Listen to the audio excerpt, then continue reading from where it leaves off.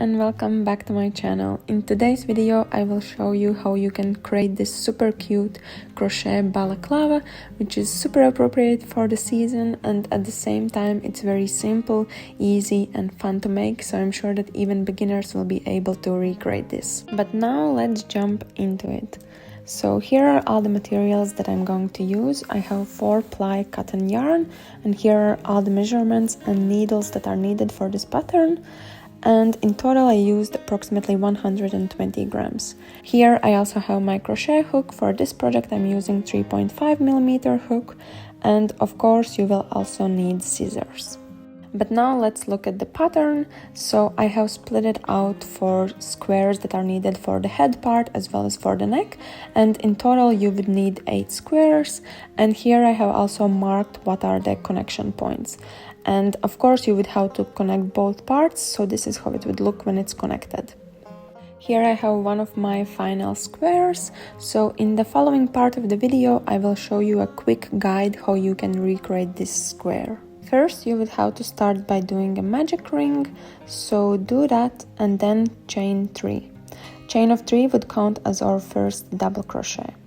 Once you have done that, then just do 15 double crochets into the magic ring. Yarn over, go through the ring, pull through 2 and pull through 2. And just repeat until you have 15 double crochets plus the chain of 3. After that, once you have done all of them, close the magic ring by pulling the loop and connect it by doing a slip stitch on top of the third chain of 3 that we did in the beginning. Then we can proceed further with the next round. First chain 2 and then do puff stitch. So in the first part, because we have chain of 2, we will do 2 puff stitch parts, and then after that we are chaining 1 and proceeding with the next stitch. So in that one we would go through 3 times to have 7 loops on our hook in total. And once you have all of them, yarn over and pull through all loops that you have, chain 1 and move forward with the next stitch. And do this all around until you have 16 puff stitches in total. Once you have created 16 of them, again connect the round by doing a slip stitch. Then again we can move forward with the next round. So first chain 3, and in the next round we will be working into the gaps between the puff stitches from the previous round. And in this round we are actually doing clusters of 3 and 4 double crochets in total. So in the first bit, because we had chain of 3, we are doing 3 double crochet clusters, and in the following ones we are doing 4 double crochet clusters.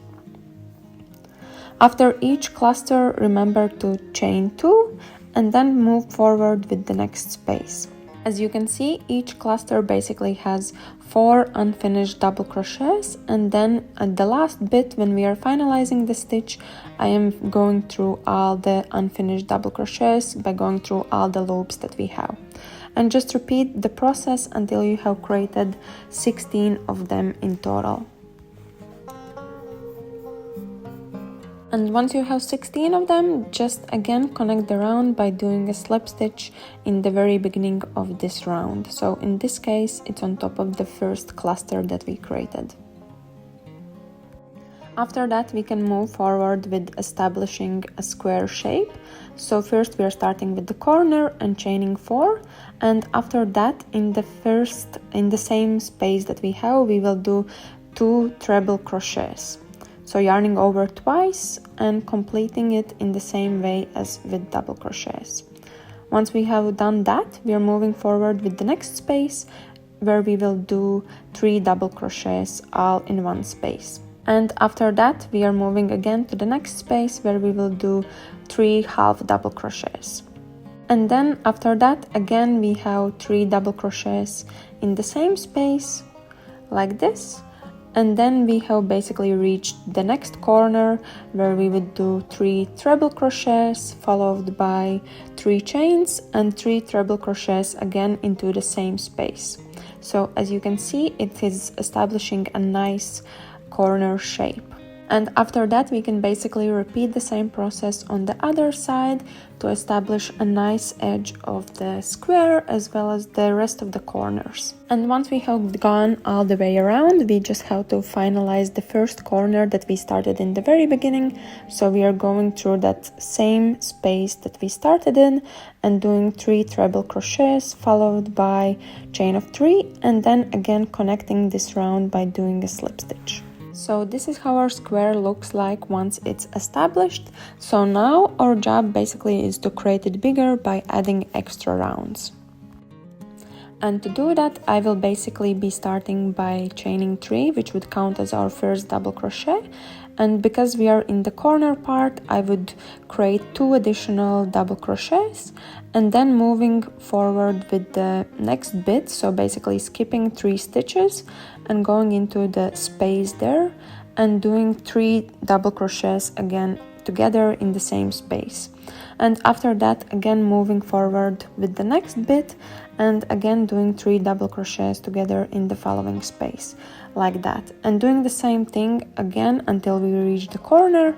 And in the corner bit, as before, we would be doing 3 double crochets followed by 3 chains and then again 3 double crochets together. So that would establish this nice corner shape again, and as you can see, all of our edges are very equal and straight. So just go around your square and repeat the same process as this and add multiple rows. So in total I ended up adding 4 rows of this double crochet pattern.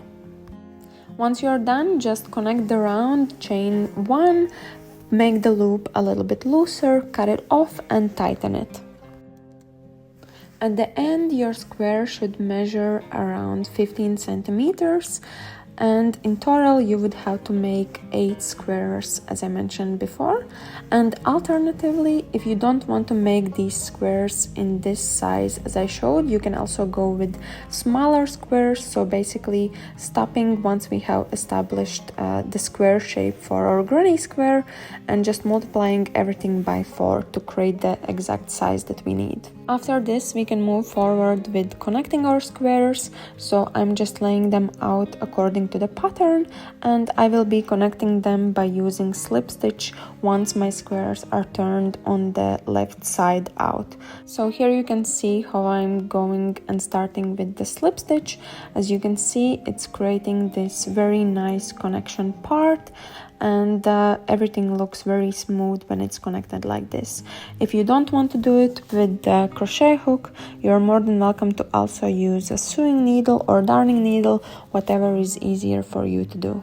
This is how it looks when first 4 squares are connected, and the next step would be to connect these edges of them together as well, and again for that I would be using slip stitch as well. Once that's connected, this is how it looks, and then we can proceed further with connecting the remaining squares, which are actually for the neck part of this balaclava. So here I'm just laying them out, and this is how it should look when they are connected. And here are the main connection points, and again for this as well I would be using slip stitch also, and to make sure I'm just connecting 1 square by 1, so it's easier in terms of tracking how many are connected at the same time and make it easier as well. This is how it looks when I have already connected 2 squares, so now I'm just proceeding further with the third one. And here I have only left the final square to connect, so I'm already getting this balaclava shape and just ordering every square how it's supposed to go. So this is where our final one is going in, and for that one we actually have 3 edges that need to be connected. So just keep that in mind, and I believe this is the easiest way to proceed with that. And again, just doing that by using slip stitch as well. So here I have connected the final square, and once that's done, I'm just chaining 1, pulling the loop looser and cutting off the yarn and tightening it. This is how it looks when everything is connected, and now we can actually turn it on the right side, and as you can see we have this super nice and neat connection between all of the squares. However, we still have one last bit to do, which is basically to weave in all the loose ends. So just make sure to do that so there is no yarn hanging out from your balaclava. And to do that, you can either use your crochet hook or use a darning needle or sewing needle to do that.